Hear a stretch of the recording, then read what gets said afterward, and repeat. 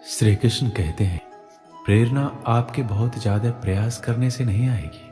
इसके लिए आपको थोड़े से अपने विचार में, सोच में परिवर्तन रखना होगा। कठिनाइयों में या विपरीत परिस्थिति में आपको हमेशा संभावनाओं के बारे में सोचना चाहिए और आपको इसकी आदत डालनी चाहिए। चाहे परिस्थिति कुछ भी हो, आपको पहले उसको स्वीकार कर लेना चाहिए। इसके बाद आपको आगे की संभावनाओं के बारे में सोचने की आदत डालनी चाहिए।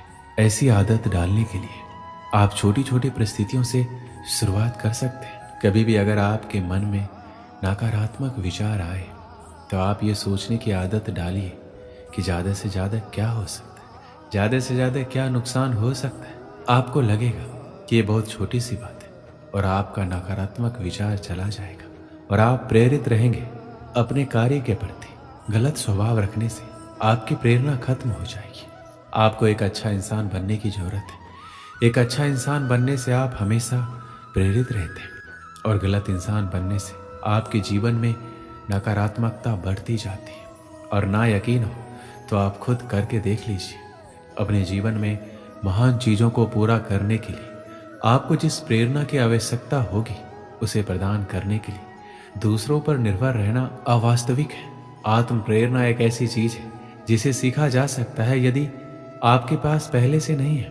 प्रेरणा की कमी का सबसे बड़ा कारण है कि कई लोग अपने लक्ष्यों को प्राप्त नहीं कर पाते, जिसके परिणाम स्वरूप खालीपन की भावना पैदा होती है। यहाँ हम आपको भगवान श्री कृष्ण के द्वारा बताए गए सरल तकनीकों के बारे में आपको बताएंगे, जिनका उपयोग आप अपनी आत्म प्रेरणा को बनाए रखने में मदद कर सकते हैं, ताकि आप अपने लिए निर्धारित किसी भी उद्देश्य को लगातार पूरा कर सकें। अपने आप को लगातार याद दिलाना महत्वपूर्ण है कि आप किसी विशेष लक्ष्य या उद्देश्य का पीछा क्यों कर रहे हैं। ये उन लक्ष्यों के लिए विशेष रूप से सच है जिन्हें हासिल करने में दूसरों की तुलना में अधिक समय लग सकता है। बहुत प्रयास करने और वांछित परिणाम ना देखने के बाद प्रेरणा खोना सामान्य है। लाभों के बारे में खुद को याद दिलाना अपनी प्रेरणा को पुनर्जीवित करता है, ताकि आप अपने उद्देश्यों को पूरा करने के लिए करीब जा सकें। हो सकता है किसी के लिए सबसे बड़ा मोटिवेशन सपने हो, लेकिन क्या आपका यह मोटिवेशन उस समय भी बना रहेगा जब आपके सपने पूरे हो जाएंगे?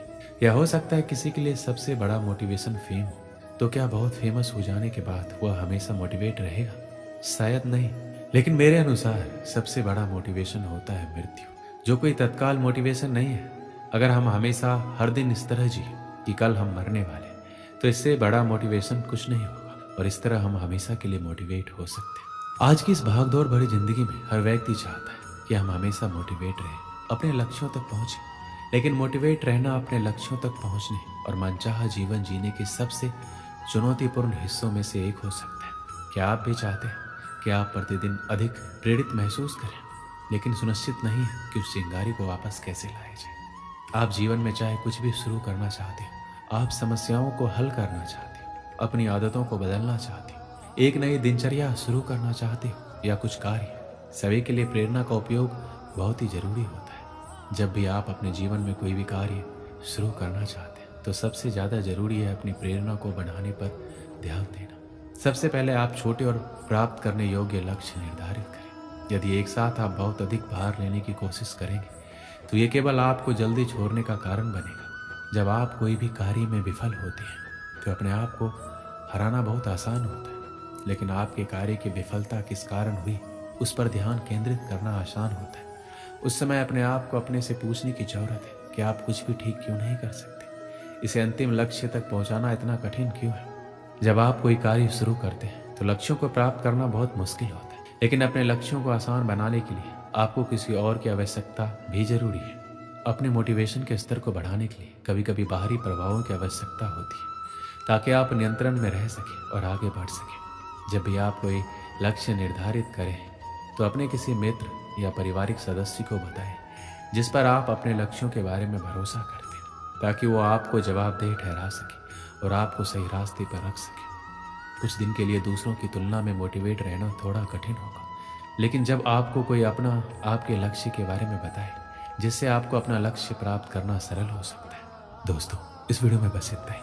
मिलते हैं अगले वीडियो में। अपना ख्याल रखिएगा। जय श्री कृष्ण।